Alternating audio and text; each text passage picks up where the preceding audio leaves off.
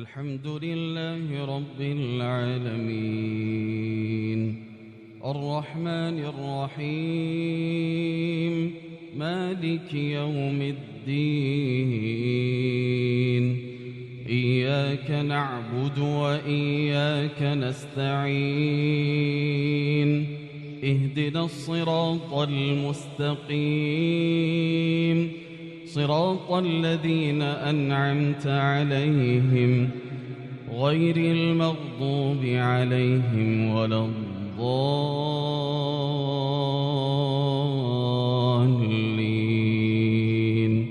آمين. طه ما أنزلنا عليك القرآن لتشقى إلا تذكرة لمن يخشى تنزيلا ممن خلق الأرض والسماوات العلى الرحمن على العرش استوى له ما في السماوات وما في الأرض وما بينهما وما تحت الثرى وإن تجهر بالقول فإنه يعلم السر وأخفى الله لا إله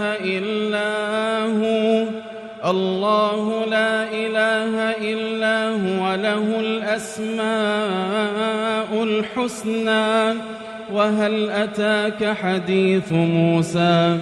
إذ رأى نارا فقال لأهلهم كثوا إني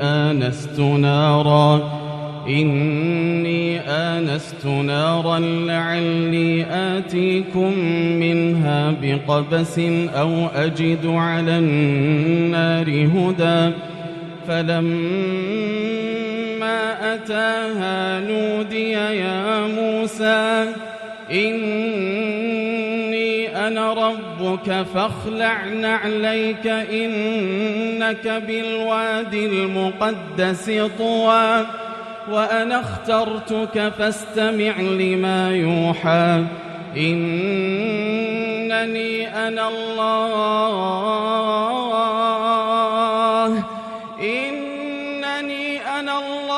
لا إله إلا أنا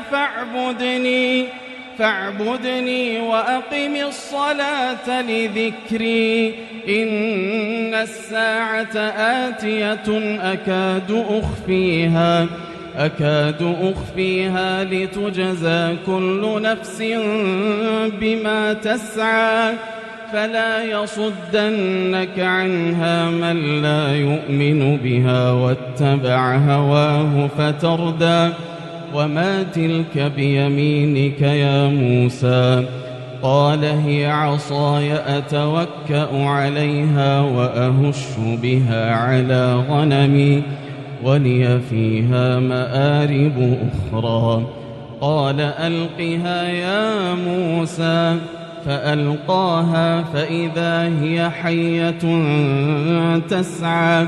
قال خذها ولا تخف سنعيدها سيرتها الأولى واضمم يدك إلى جناحك تخرج بيضاء من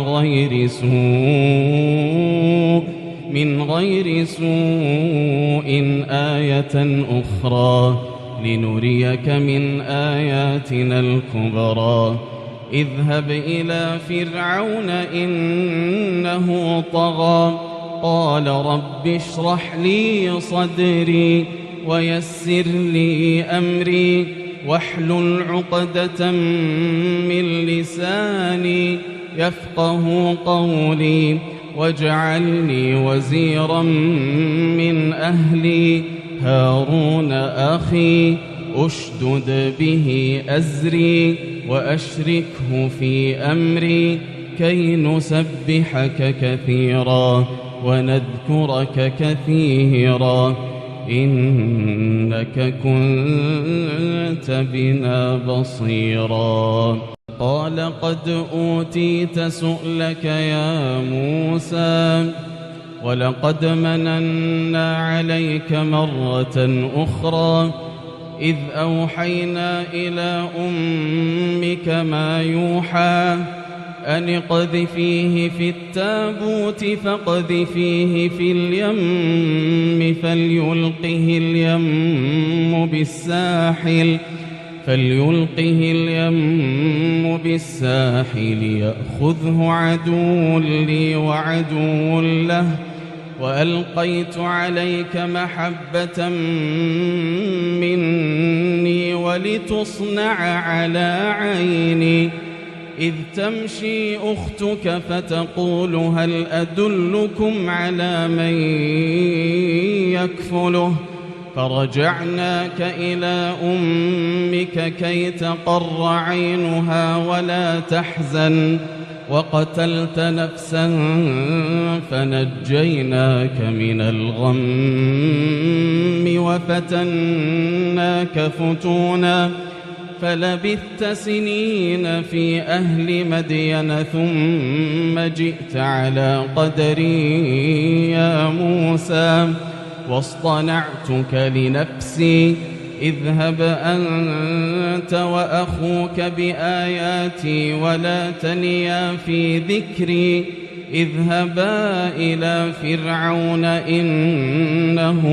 طغى فقولا له قولا لينا لعله يتذكر أو يخشى قالا ربنا إننا نخاف أن يفرط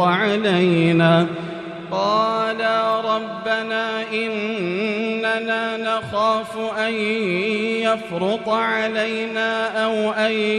يطغى قال لا تخافا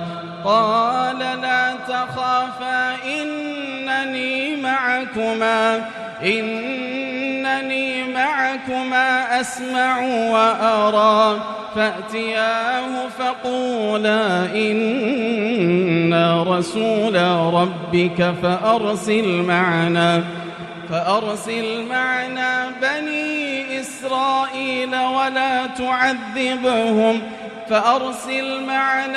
بني إسرائيل ولا تعذبهم قد جئناك بآية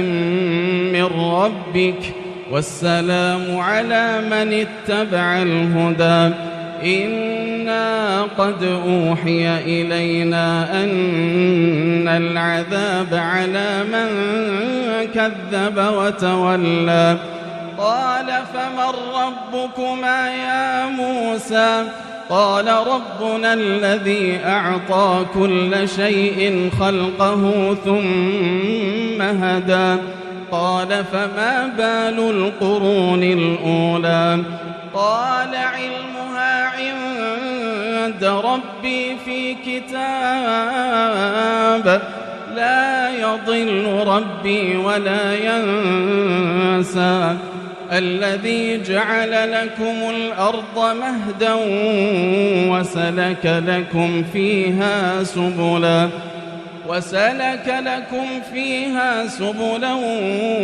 وأنزل من السماء ماء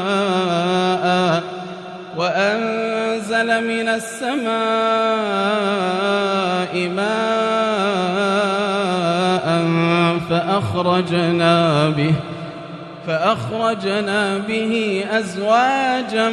من نبات شتى كلوا وارعوا أنعامكم إن في ذلك لآيات لأولي النهى منها خلقناكم وفيها نعيدكم ومنها نخرجكم تارة أخرى.